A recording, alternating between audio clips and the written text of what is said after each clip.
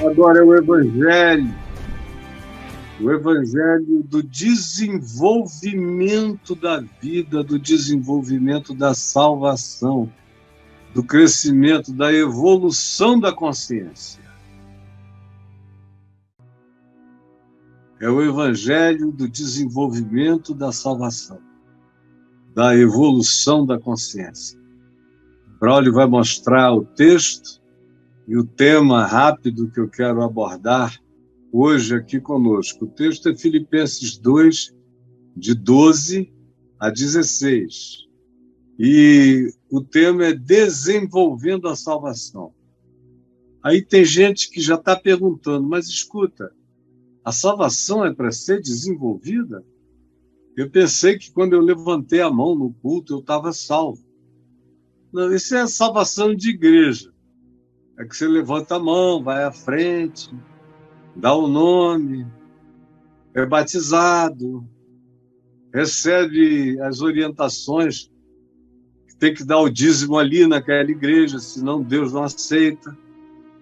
E ainda tem alguns tolinhos que dizem, como a Bíblia demonstra claramente, se você não der o dízimo na igreja que você frequenta, você não está dando para Deus. Nos dias de Jesus não tinha igreja nenhuma para frequentar. A frequência era qualquer 2 ou 3 reunidos em meu nome. Depois disso foi a mesma coisa. No Novo Testamento é a mesma coisa. Ninguém diz, separem o dízimo. Paulo diz, para vocês não ficarem recolhendo as ofertas para mim, para o sustento do meu ministério, recolham uma vez no mês, quando vocês se reunirem para comer a ceia do amor, a ceia do ágape, a gratidão, a Eucaristia, vocês separem esse dinheiro, porque quando fulano passar aí, ele pega e traz tudo para mim, para me ajudar aqui na missão, na evangelização desse lugar. Então façam isso, que vai simplificar o processo, é tudo que o Novo Testamento fala. O resto ensina a generosidade, a contribuição, a ajuda aos pobres e aos necessitados, o sustento de gente como Paulo, que se esforçava de dia e de noite para pregar o evangelho nos rincões do planeta onde ninguém tinha ido, mas não tem essa coisa, como o cara disse aí outro dia, respondendo uma ovelha boba.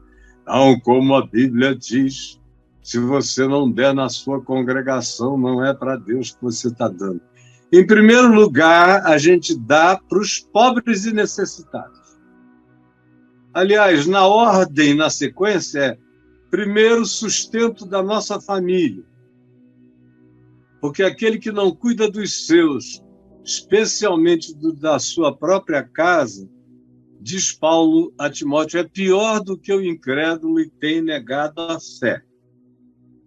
Em segundo lugar, você dá para os pobres e necessitados.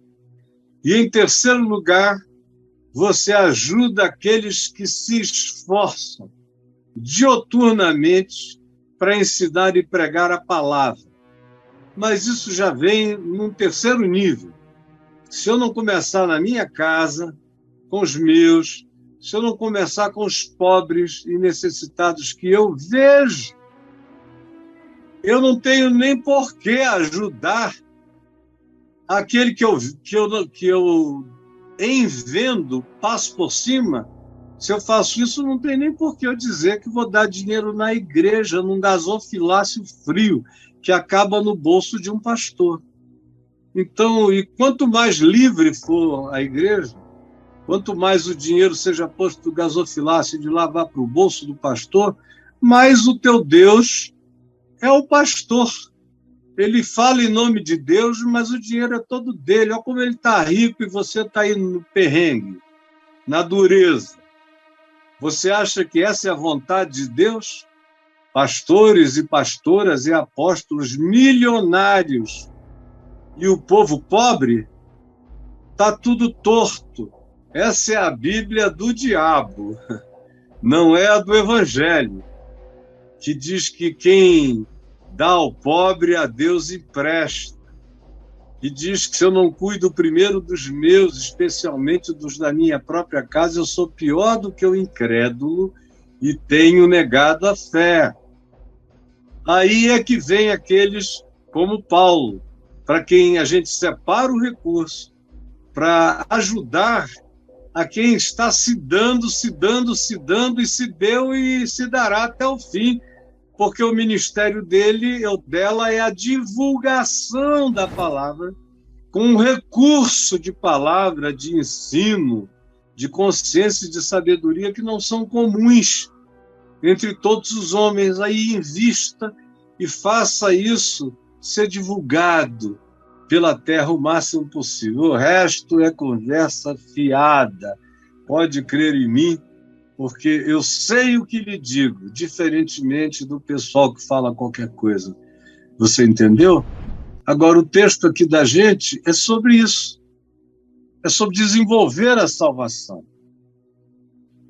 Aquela salvação que eu disse de igreja, levanta a mão. Tem gente que é genuinamente salvo, e quando eu digo salvo, não estou falando em céu nem em inferno. Eu estou falando em ter sido salvo de si mesmo. Salvo do medo, salvo da culpa, salvo da angústia, salvo da vontade de morrer, de se matar, salvo do compromisso com a vingança, salvo do ódio, salvo da ira. Tem gente, como foi o caso do meu pai, que quando tomou uma decisão parece que ele já estava no fim da estrada, tinha compreendido tudo no primeiro dia. Foi chocante, quase absurdo.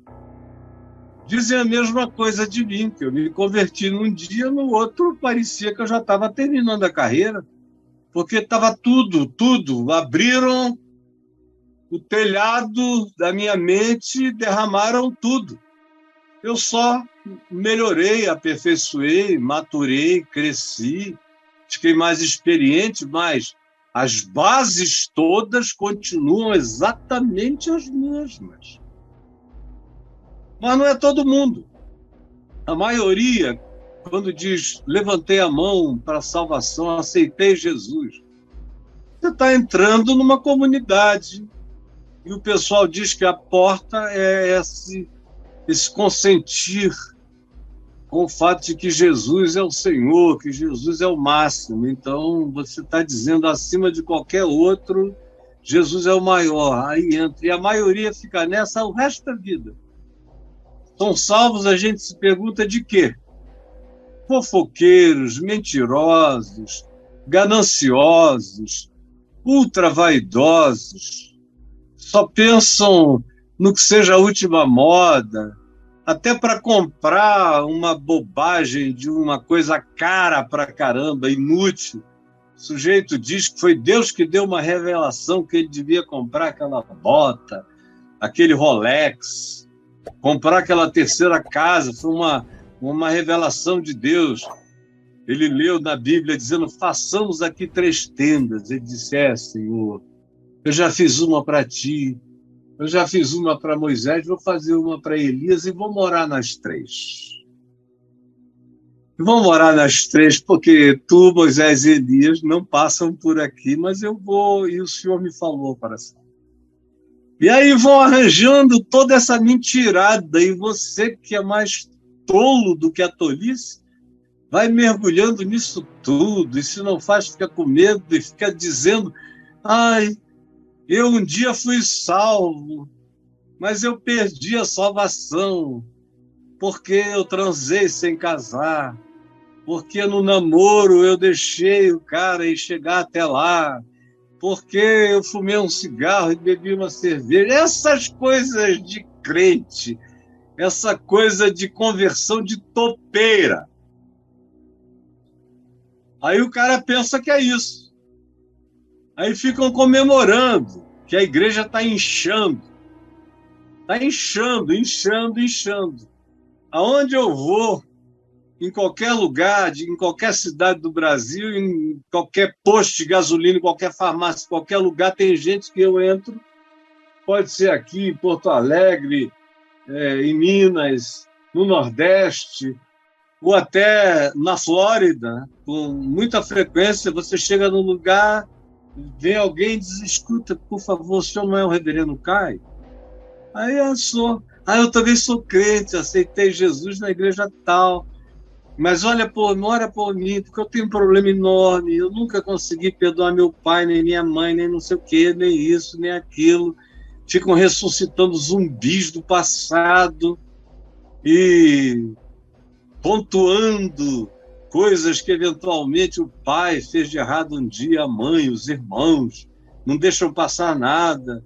É o novo olho por olho, dente por dente, é esse tal de pontuar as coisas. Só vai gerando amargura, ressentimento nos salvos, que não deixam passar nada, são judiciosos, cheios de legalismo, e dizem que foram salvos porque levantaram a mão.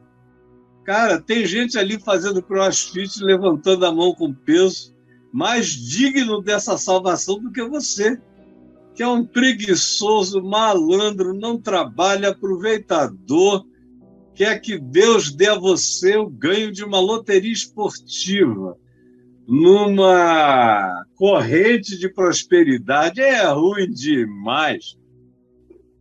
Desenvolver a salvação com temor e tremor é o que Paulo diz aqui. Se eu chegar perto, que eu não estou enxergando absolutamente nada. Paulo diz assim, pois, amados meus, como sempre obedecestes, não só na minha presença, porém muito mais agora na minha ausência, desenvolvei a vossa salvação com temor e tremor. É interessante que ele diz isso com uma evocação do contexto antecedente, que é esse pois. Como eu já disse trilhões de vezes, desde que eu sou menino pregando o evangelho, esse pois, esses portanto, esse assim também, desse mesmo modo, evoca contextos. Você tem que saber o que foi dito antes. O que foi dito antes?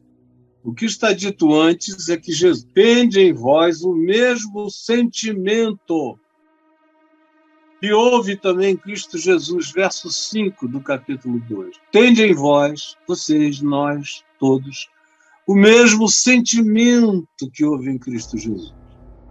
Não é o mesmo sentimento do presidente Bolsonaro, nem do Putin, nem do Biden, nem do Lula, nem do Moro, nem do Ciro Gomes, nem de ninguém. Nem sequer do Papa Francisco, nem da monja, nem do monge, nem do Dalai Lama. A referência é muito mais acima. Tende em vós o mesmo sentimento. Aí acaba com essa história de dizer, não, eu sou só um humano. Como é que eu vou ter os sentimentos de Cristo Jesus? É porque você não quer. Você não quer o exercício. Você não quer o desenvolvimento. Você não quer o treino. Você não quer a evolução. Você não quer a prática. Você não quer a experiência. Você não quer. Por isso você não tem e nunca terá. Vai morrer infernalmente se dizendo salvo e carregando angústias infernais na alma. Porque se houve uma semente do evangelho plantada em você, ela não tem que ficar semente. Senão ela pode ser roubada, ela pode secar, ela pode ser sufocada, ela pode dar em nada, pode esbarrar num chão pedregoso e não botar raízes, pode sucumbir às circunstâncias, ao tempo, à dificuldade, às tribulações. A semente plantada tem que crescer. Como Jesus disse, nem que seja como um grão de mostarda, a menor de todas as hortaliças lá no Oriente Médio, nas categorizações botânicas dos dias de Jesus.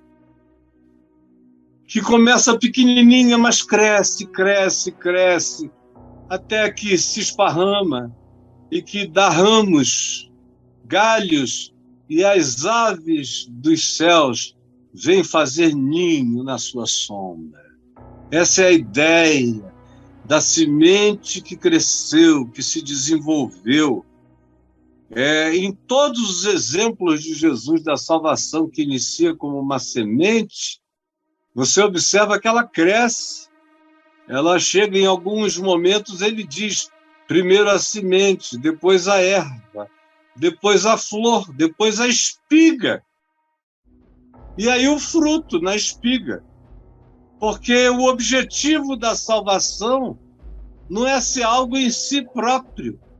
O objetivo dela é fazer do indivíduo em quem a semente foi inoculada uma árvore frutífera, uma sombra na vida, um lugar de descanso para o mundo, para os outros, para a família.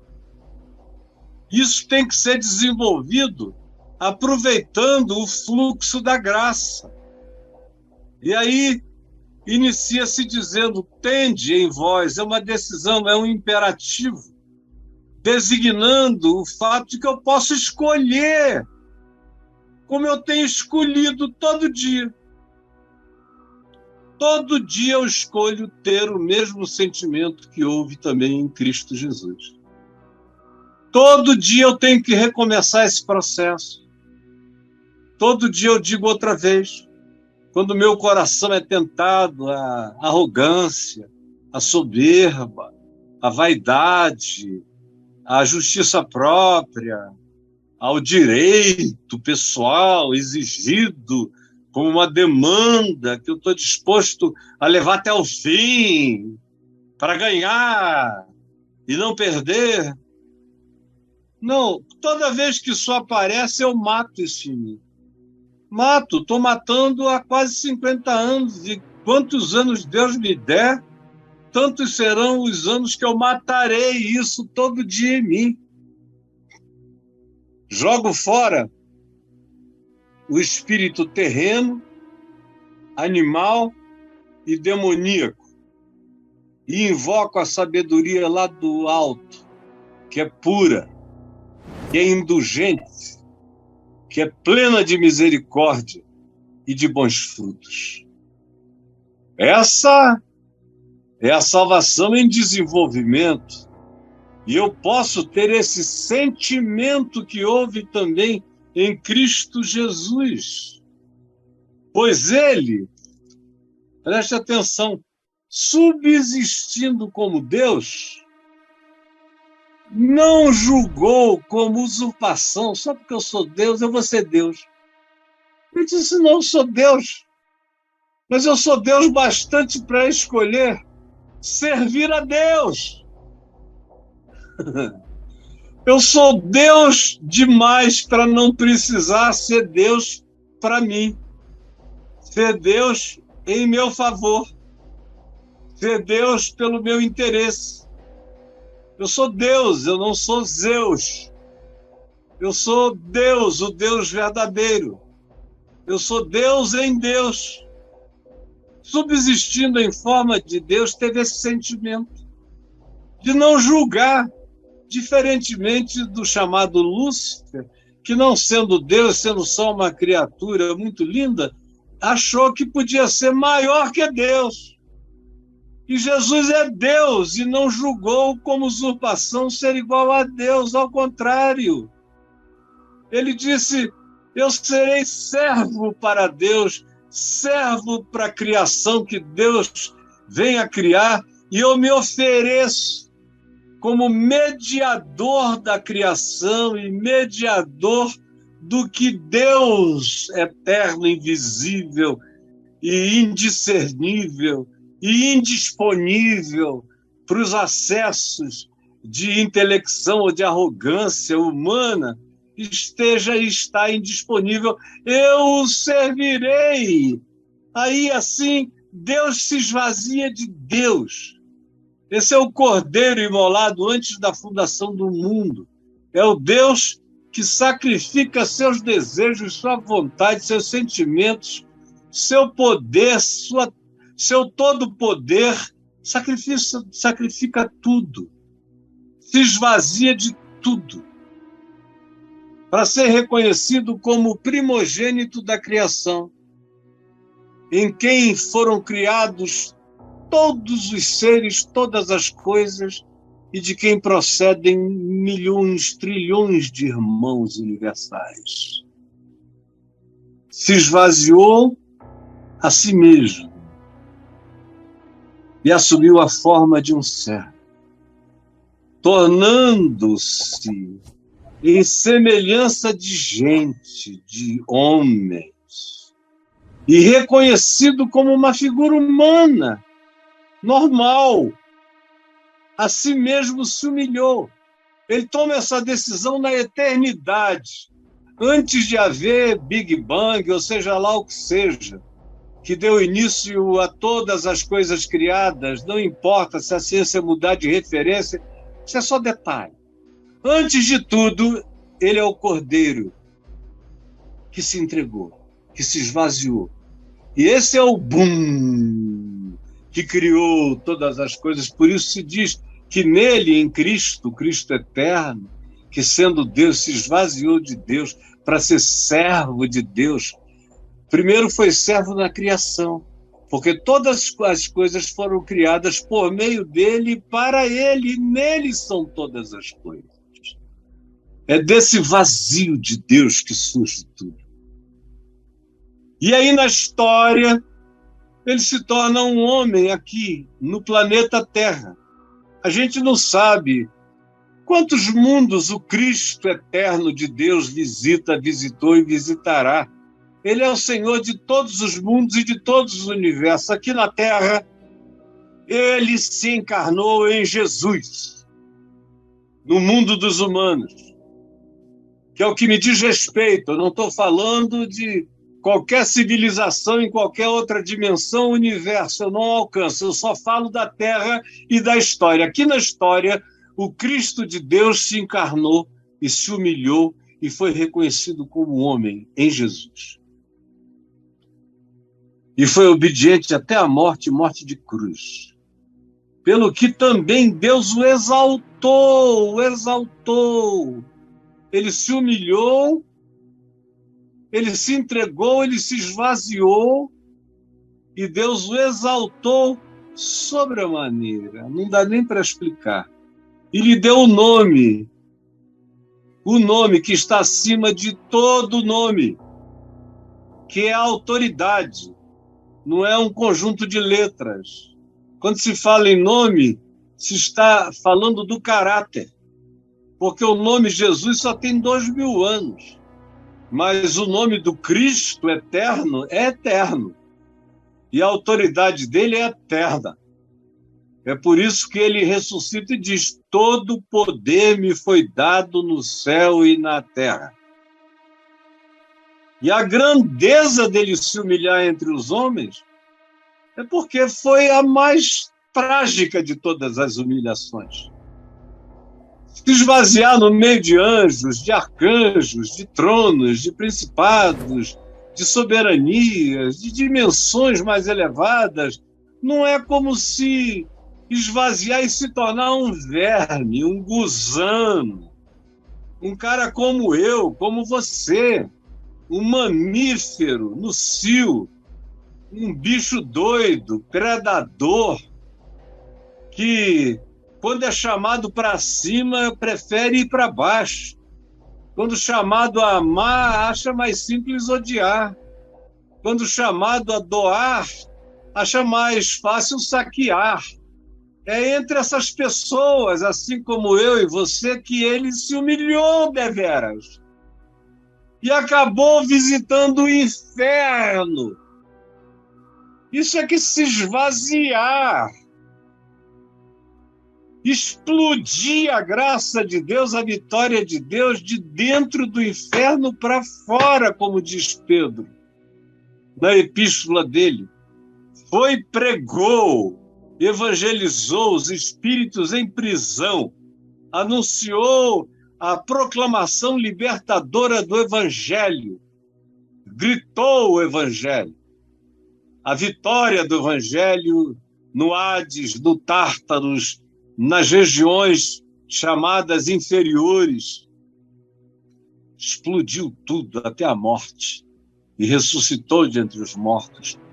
Deus lhe deu o nome, ele se encarnou um garoto numa manjedoura, morreu como um criminoso entre dois malfeitores e ressuscitou com os anjos em perplexidade, e subiu às alturas e se assentou à destra do Todo-Poderoso, que não é um lugar, é um estado indiscernível de poder e que não habita lugar em nenhum espaço-tempo, em nenhum lugar universal. São todos os universos que habitam nele, mas ele não existe para habitar em lugar nenhum. E aí ganhou esse nome que está acima de todo nome, porque Deus, aí a seguir se diz que diante desse nome se dobrará todo joelho no céu e sobre a terra, e toda língua confessará que Jesus Cristo é o Senhor, para a glória de Deus o Pai. Maravilhoso! Leia Apocalipse 5, que é a outra versão disso aqui, está em Apocalipse 5. É a mesma teologia, a mesma história, sendo contada na linguagem simbólica do Apocalipse, no capítulo 5. Aí vem o verso 12 de hoje, que diz: assim, pois, deu para entender? A evocação do contexto é do mesmo modo como, dessa mesma forma. Esse é o caminho, por isso tende em vós o mesmo. Quer andar o mesmo caminho? Quer experimentar a mesma autoridade? Quer receber a mesma evolução? Quer ter nascido menino, bobo, tolo, idiota, adolescente, cheio de espinha e de perversidade amalucada? Quer ser um jovem, nasceu cheio, cresceu cheio de vaidades, como eu, por exemplo, que era pura vaidade, sedução, conquista, prazer, hedonismo, orgulho. Por isso brigava, batia. Depois me arrependia, porque eu não chegava nem até essa maldade, mas era uma obrigação social mostrar essa prevalência machista, misógina, num tempo em que as mulheres ainda gostavam disso. Era um trunfo, era um cetro, era um tesão que se despertava. Bobão, idiota. Quanto mais doido, melhor. Quanto mais drogado, melhor. Quanto mais perdido, melhor. Dava a vaidade de ser chamado de o mais maluco de todos. Aí você vai e encontra, como eu encontrei, uma palavra, uma pergunta que me jogou na estratosfera, aliás, no espaço profundo, vagando no nada, sem referência, e eu gritei na minha própria mente: eu estou perdido, Jesus me salva, eu não tenho um centro de gravidade, não há um sol em torno do qual eu gire, eu não tenho nenhum movimento ordenado, eu sou como uma estrela cadente, um ente errante no universo frio, vazio, me salva. E aí iniciou esse processo. Graças a Deus, da minha vida já iniciou assim, buscando ter o mesmo sentimento que há também em Cristo Jesus, porque meu pai já estava nessa. Então já fui ali, já botei o pé nesse chão. Alcancei isso no mesmo dia? Claro que não. Nem alcancei hoje, eu vou todo dia mais, só não olho para trás, não sou mulher de Ló, não desisto, resisto, persevero e vou adiante. E aí isso vai crescendo na gente. Por isso é que se evoca essa experiência, essa narrativa de Deus em Cristo encarnado em Jesus depois, para dizer a nós que somos humanos, dizendo que estamos seguindo Jesus, nos chamar para isto verdadeiramente. Do contrário, é balela. Por isso, a teologia certamente, acertadamente, diz que nós fomos salvos, se fomos salvos, para continuarmos a ser salvos, desenvolvendo a salvação, até um dia entrarmos na plenitude da salvação, que é quando nos tornaremos semelhantes, completa e absolutamente semelhantes e iguais ao Cristo de Deus, que é o primogênito entre muitos irmãos em Jesus. É para lá que eu estou indo, é para lá que você é convidado.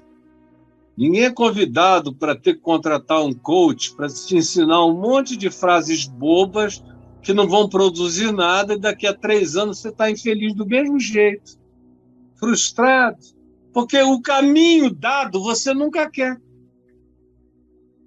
Você nunca quer, admita. Eu tenho gente perto de mim tão amada que fica fazendo tudo que é experiência para tentar melhorar na vida. Tentar se acalmar, tentar ficar mais brando, tentar ficar mais calmo, tentar ficar menos agressivo, tentar isso e aquilo. Eu não tenho nada contra meditação, eu medito. Não tenho nada contra yoga, é um ótimo exercício mental, espiritual, respiratório, psíquico, acalma, faz bem, mas não é a solução. É paliativo, por isso que você tem que fazer todo dia, porque não dura muito tempo.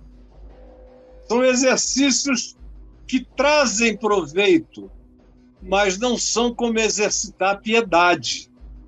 Paulo diz que essas outras coisas têm proveito, mas nada se compara ao exercício da piedade.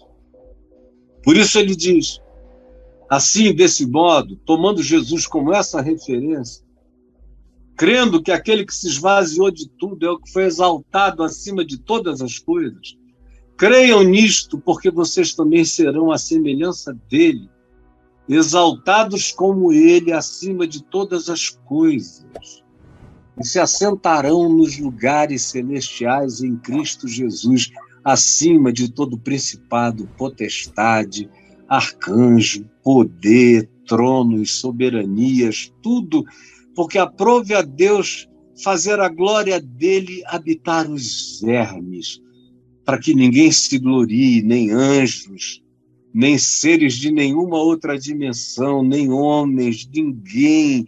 Ele fez habitar a glória dele nas cacas cósmicas, que foram glorificados quando creram em Jesus e andando com Jesus foram se transformando em filhos de Deus, um passo depois do outro. Assim, pois, amados meus, por favor, vocês já obedeceram outras coisas, agora obedeçam o essencial, porque aqui é que habita a essência do processo. Em que? Em desenvolver, que é uma palavra de evolução, de crescimento, de musculação, de exercício, de tomar novas formas, de adquirir novas forças, novas inteligências, novos conhecimentos, novas percepções, nova atitude, novo poder interior de negação de si mesmo em favor da vida, em favor do amor. Desenvolver a salvação é desenvolver o amor. Gente que não ama, no máximo, é miseravelmente salva, como diz Paulo.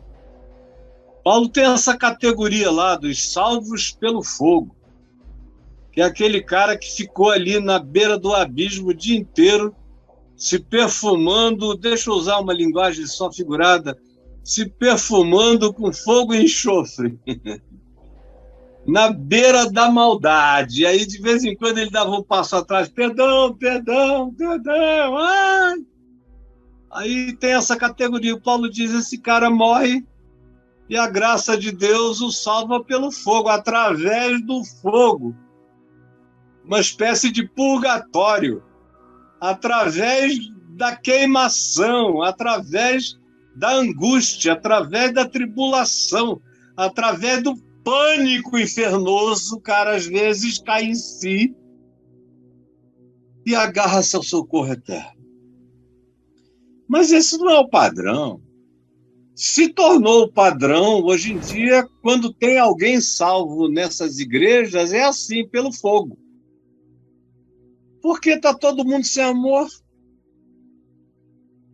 Todo mundo sem amor, e sem amor ninguém desenvolve nada espiritualmente. Sem amor, o que Paulo diz? Nada aproveitará. Você pode falar em línguas, mas sem amor, cara, é melhor aprender mandarim. Você pode profetizar, mas sem amor, você pode ser só um paranormal que olha e vê algumas coisas, escaneia alguns segredos do outro, mas não é profecia de Deus, é só paranormalidade.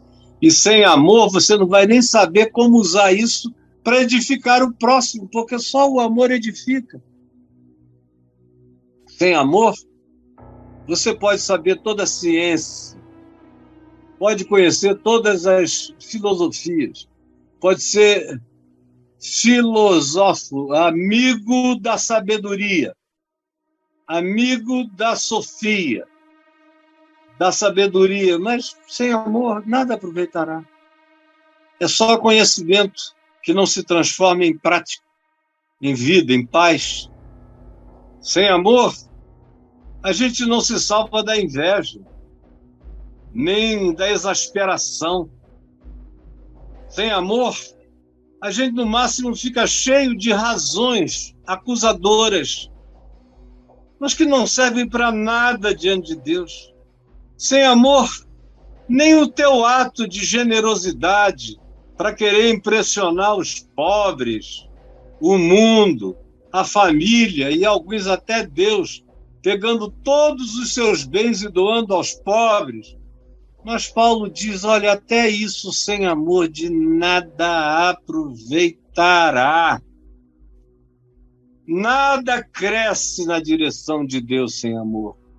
Amor é luz. Amor é o humus na raiz. Amor é a água na planta. Amor é fotossíntese.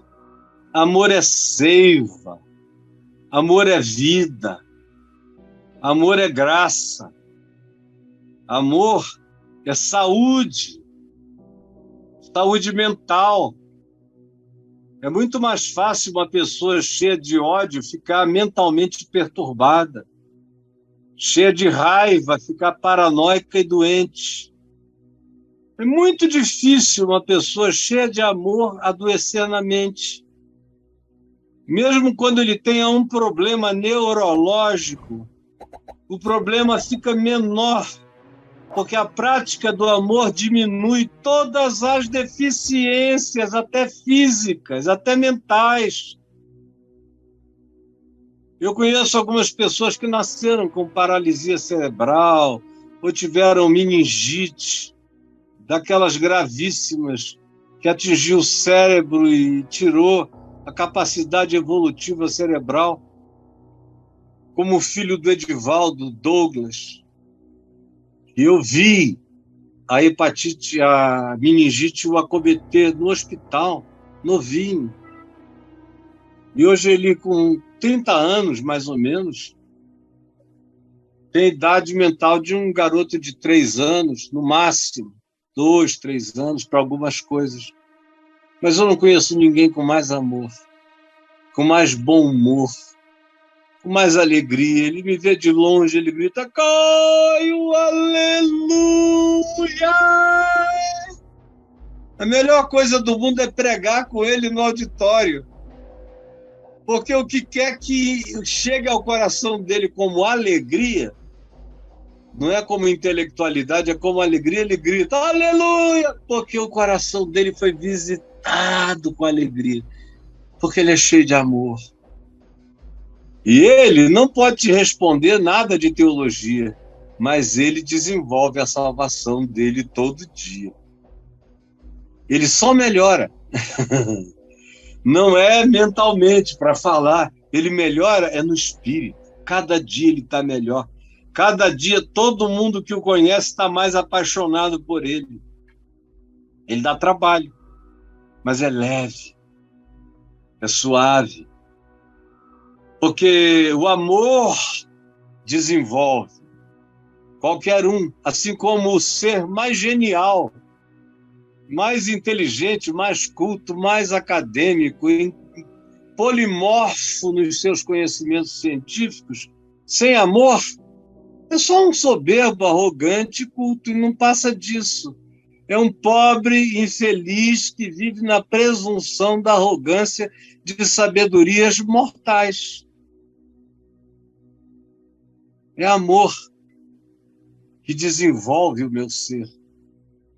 Desenvolvei a vossa salvação com temor, com tremor, com quebrantamento, com humildade, com simplicidade, com reconhecimento diário de que você é um cara que é cheio de imperfeições e que você tem a chance de ir melhorando, ficando parecido com Jesus. Aí Jesus tem que ser sua referência absoluta, de partida, de vista, ponto de chegada, ponto de apoio, ponto de tudo é Jesus. Tem gente pontuando o erro dos outros. Eu só quero pontuar os pontos de Jesus em mim. Isso é que eu quero pontuar. Os alcances do Evangelho em mim é que eu quero guardar. O que os outros não conseguem, não sabem, não fazem, eu não quero nem lembrar a eles. Eu só quero viver de tal modo que eu os inspire. Os inspire no significado de como a gente pode desenvolver a salvação com temor, com reverência, com amor, com quebrantamento, com um coração singelo, sem abrir espaços, como eu vi uma vez uma esposa de um pastor conhecidíssimo no Brasil, e até no exterior, me dizer: ah, Caio, perdoa o meu marido, ele morre de inveja de você, porque você tão novinho já adquiriu essa proeminência toda, e ele já é muito mais idoso e nunca teve o que você teve. Então ele morre de raiva, de ciúme, ele não pode nem te ver que ele treme. Mas é assim mesmo, né? Os homens são assim. Aí eu falei: não, pode deixar, querido, ele não tem nada, ele está perdoado, meu Deus. Agora, fica só sabendo, os homens não precisam ser assim. Ele não precisa ser assim. É porque ele nunca quis deixar isso, ele é um idólatra do ego dele. Enquanto ele idolatrar o ego dele, ele não vai crescer, porque o amor não cresce na idolatria, nem na egolatria. Egoísmo é a antítese do amor, que é altruísta, é dadivoso, é benigno, é generoso, é o oposto. Agora, só cresce quem quer andar nesse espírito de Cristo Jesus, com temor e tremor, que se esvazia de si mesmo, pode ter direitos, mas abre mão, deixa. Como a minha mãe sempre me disse acerca do meu pai: sabe o que eu mais admiro no teu pai, meu filho? E ela dizia, repetiu algumas vezes, eu sempre dizia: o quê, mãe? Porque eu queria ouvir de novo. Ela dizia: é porque ele sempre escolhe aquilo que ninguém quis. Desde que eu o conheço novinho, a gente chegava nos lugares e a história toda passada dele, ele era para se arrogar aos primeiros lugares, ele não tinha perna direita, não funcionava, andava de muleta e de bengala. Desde criança, era para ele usar esse privilégio, mas ele não usava. Ele chegava num lugar, ele ia fazendo todo mundo sentar. Se sobrasse um lugar, ele sentava. Senão ele ficava em pé e ficava dizendo: não, eu estou muito bem, a senhora está precisando mais, o senhor está precisando mais. Qualquer coisa. uma divisão de bens em família. O que é que você quer, Caio? Ele dizia, não quero nada não, escolham vocês. Aí todo mundo escolhia o melhor. Quando chegava lá, o pior pedaço, ele dizia, esse aqui tá bom para mim. Aí ele ia e transformava aquilo no melhor negócio. Por causa do amor que não diz eu primeiro. Como Jesus disse, que senta no último banco, que espera ser chamado, ser honrado, não se apresenta, não julga como usurpação coisa nenhuma. Antes se trata no mesmo espírito de Cristo Jesus. Não é um tímido tolo, tem assertividade quando precisa, se precisar expulsar os cambistas do templo, expulsa, fala forte quando tem necessidade, encara os malvados e os perversos, como ele fez várias vezes com os fariseus e com os molestadores das almas dos homens, mas era tudo feito em amor, para cobrir o mais fraco, e sem nenhum desejo de sair humilhando ninguém. É só assim que eu cresço, é só assim que você cresce. Por quê? Porque Deus é quem efetua em vós tanto o querer como o realizar segundo a sua boa vontade. O que é que Paulo está dizendo? Se você entendeu, se isso foi compreendido, se você discerniu o processo, aproveite, porque você entendeu, porque Deus te iluminou. Tem gente que não entende nunca. Se você compreendeu, foi graça. Aproveita a graça. Aproveita o dia chamado hoje. E entra nessa. E renova isso todo dia chamado hoje outra vez. E renova isso pela prática do amor, que é a única realidade pela qual eu exercito a minha musculatura soteriológica, a minha musculatura de salvação mental, psíquica, espiritual, relacional. É só pelo amor que a salvação cresce. E ela cresce como humanidade linda, plena, bonita. Ela cresce como espiritualidade segundo a de Jesus, semelhante a de Jesus. Aproveita essa hora. Está entendendo? Pega. Mas não fica pensando que você não tem mais o que fazer, ao contrário. Verso 14 diz, fazei tudo sem murmuração nem contendas.